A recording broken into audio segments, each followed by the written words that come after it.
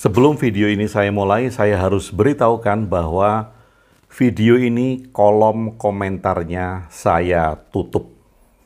Bagi Anda yang ingin berdiskusi, ingin berdialog lebih lanjut tentang tema video kali ini, silahkan ke grup Telegram. Link Telegram ada di deskripsi di bawah video. Jadi, kolom komentar sengaja saya tutup. Dan Anda yang ingin berdiskusi, ingin berdialog dengan saya, silahkan ke grup Telegram. Link Telegram ada di deskripsi video. Kita akan mulai. Ketuhanan tanpa Tuhan.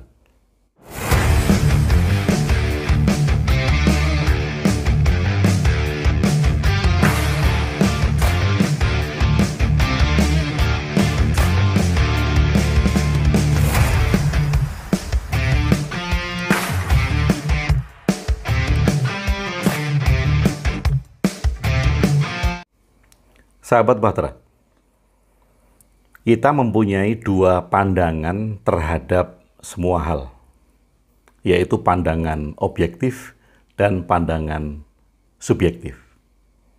Nah, perkara tentang Tuhan, saya akan memandang dari sudut pandang objektif, bahwa Tuhan tidak ada secara objektif. Oke.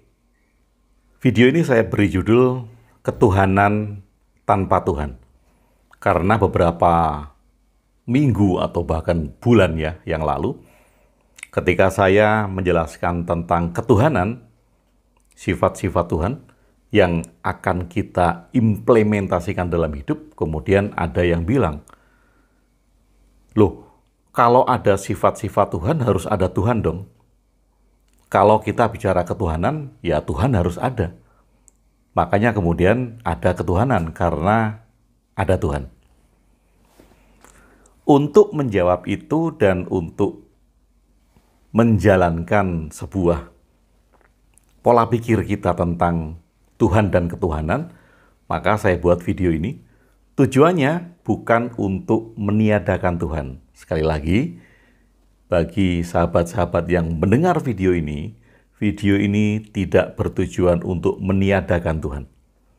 Video ini mengajak kepada sahabat-sahabat semuanya agar ada Tuhan atau tidak, percaya Tuhan yang seperti apa, terserah. Yang penting adalah bagaimana kita di dalam hidup mewujudkan sifat-sifat Tuhan itu. Baik. Saya mulai tentang ketuhanan tanpa Tuhan. Tanpa Tuhan, secara objektif, Tuhan tidak ada. Karena secara fakta-fakta empiris, Tuhan tidak ada.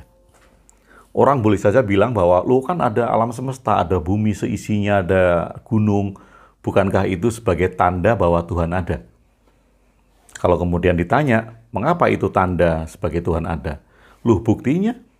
Nggak mungkin dong semua ini ada tanpa ada yang mencipta. Loh, itu kan asumsi kan. Kita berasumsi bahwa semuanya ini ada, pasti ada yang menciptakan gitu kan. Pasti ya, sudah dipastikan. Ini kan asumsi. Karena belum dibuktikan secara nyata bahwa semua ini ada yang mencipta. Kita semuanya masih berasumsi. Tapi boleh-boleh saja menggunakan asumsi itu. Kembali lagi, ketuhanan tanpa Tuhan. Bagi saya jelas bisa kita mengimplementasikan atau meyakini ketuhanan tanpa Tuhan. Beberapa waktu yang lalu juga ada yang bertanya, loh bagaimana dengan sila pertama Pancasila, ketuhanan yang Maha Esa? Saya menjawab, saya sangat setuju dengan itu. Saya sangat setuju, saya sangat mendukung dan saya memasyarakatkan ketuhanan yang Maha Esa. Loh, implementasi dari ketuhanan ini yang kemudian akan mewujudkan masyarakat yang damai, adil dan makmur, tanpa perpecahan gitu. Karena setiap dari kita menyadari tentang ketuhanan yang Maha Esa.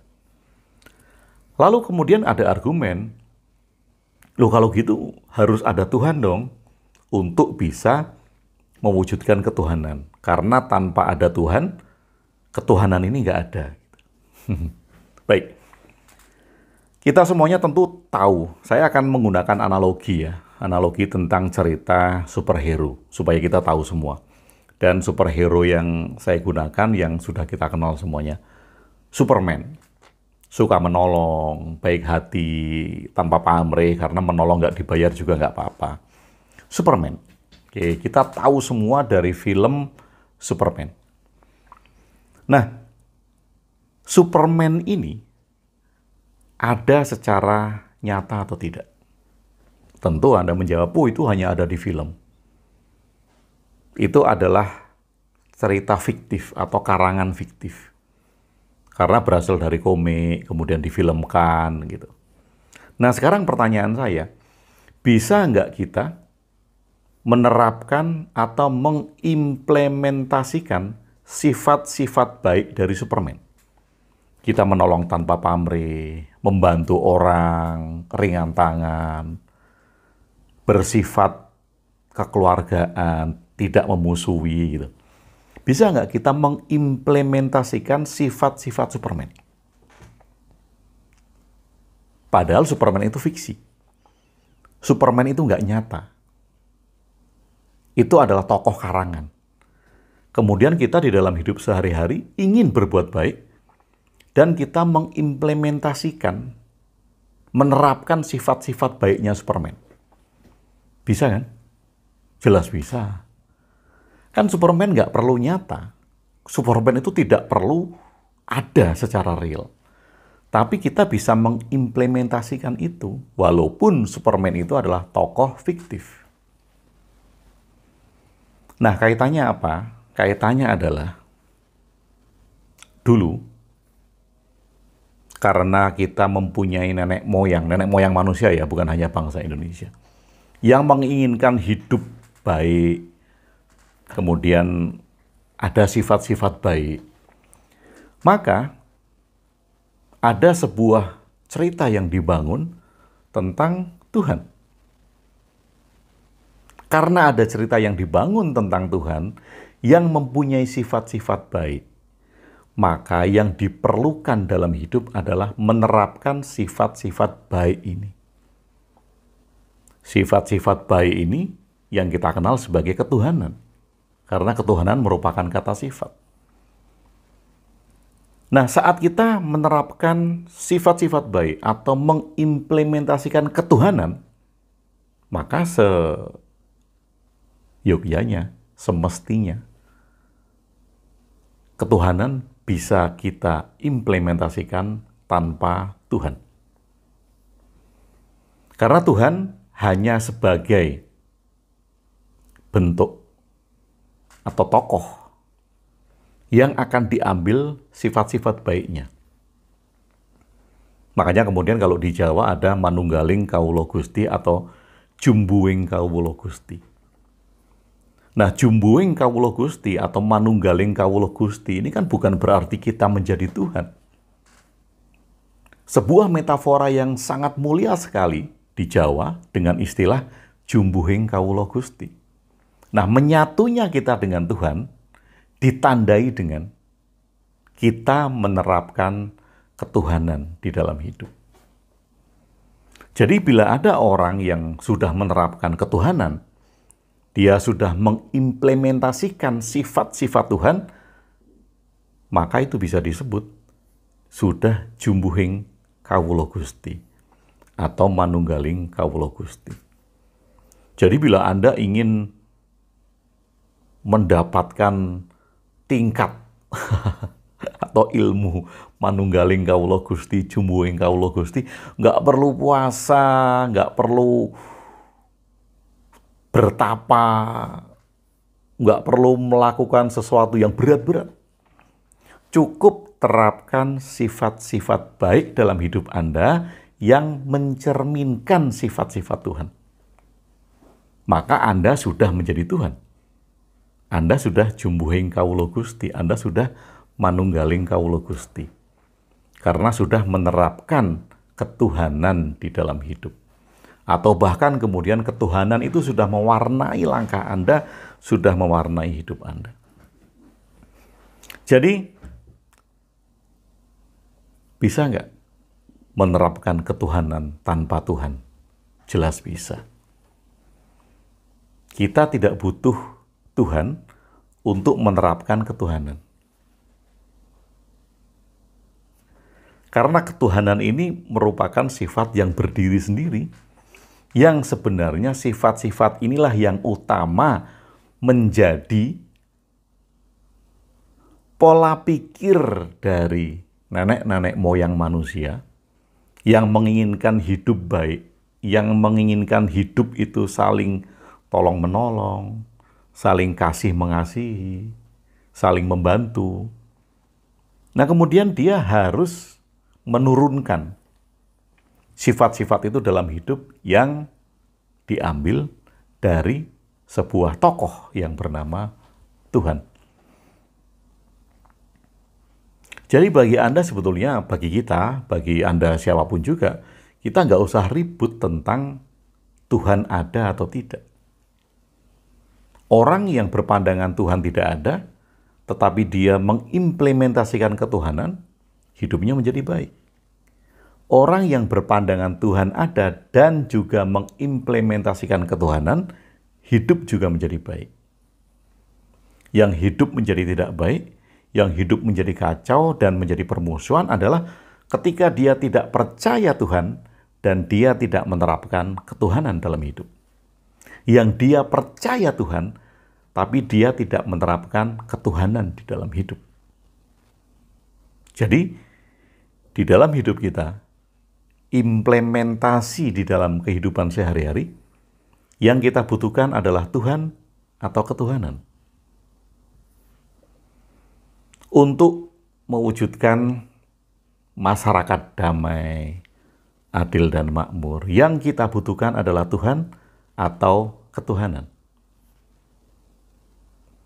Kalau Anda ngotot yang dibutuhkan Tuhan, Anda kemudian terjebak dengan sosok Tuhan ini yang harus Anda yakini ada, kemudian Anda berusaha mati-matian untuk meyakinkan orang lain bahwa sosoknya ini ada, atau bahkan kemudian Anda marah-marah kalau sosok Tuhan ini dianggap diremehkan, maka otomatis Anda akan lupa untuk menerapkan ketuhanan. Sifat-sifat mulia Tuhan ini lupa untuk diterapkan. Karena Anda terjebak dengan sosok Tuhan. Sahabat Bahtera, jadi sebetulnya sangat mudah ketika kita tidak terjebak dengan Tuhan ada dan Tuhan tidak ada. Kita akan fokus kepada ketuhanan yang kita implementasikan. Dan kita bersama-sama berupaya untuk mewujudkan ketuhanan di dalam hidup. Sekali lagi, kalau bagi orang yang tidak percaya Tuhan, tapi dia mengimplementasikan ketuhanan di dalam hidup, tentu sekitar akan damai dengan sifat-sifat mulia Tuhan itu.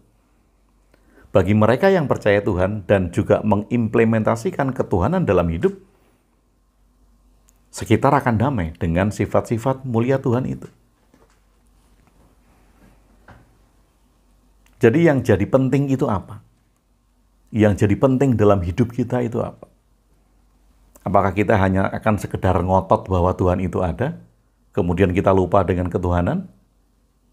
Atau kemudian kita menyadari bahwa yang penting dalam hidup kita adalah mengimplementasikan ketuhanan yang Maha Esa di dalam hidup kita.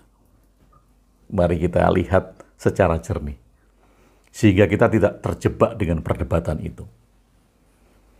Sehingga kita bisa mengimplementasikan ketuhanan, walaupun itu tanpa Tuhan. Atau bagi Anda, mengimplementasikan ketuhanan tanpa Anda melihat lagi apakah itu ada Tuhan atau tidak. Jadi mungkin nggak kita menciptakan kehidupan yang berketuhanan yang Maha Esa, tapi tanpa Tuhan? Sangat mungkin. Dengan analogi tadi, bahwa kita bisa mengimplementasikan sifat-sifat baik Superman, tanpa Superman itu harus ada. kita bisa mengajak orang lain untuk mengimplementasikan sifat-sifat baik melalui satu tokoh yang kita ciptakan. Saya menciptakan tokoh namanya Dul Kemut. Dul Kemut nggak ada. Tapi lewat tokoh Dul Kemut, saya ingin mengajak untuk bisa berefleksi lewat sifat-sifat Dul Kemut. Jadi Dul Kemut itu sengaja saya create agar kita bisa melakukan bercermin lewat Dul Kemut. Jadi bisa jadi bahwa Tuhan sengaja dibuat agar kita memahami ketuhanan dan agar kita bisa mengimplementasikan sifat-sifat mulia yang baik dari Tuhan ini. Baik, yang mau berdiskusi, yang mau berdialog, silahkan ke grup Telegram, linknya ada di deskripsi video ini. Terima kasih sudah bersama saya Agung WB di Jonggring Saloko. Thank you.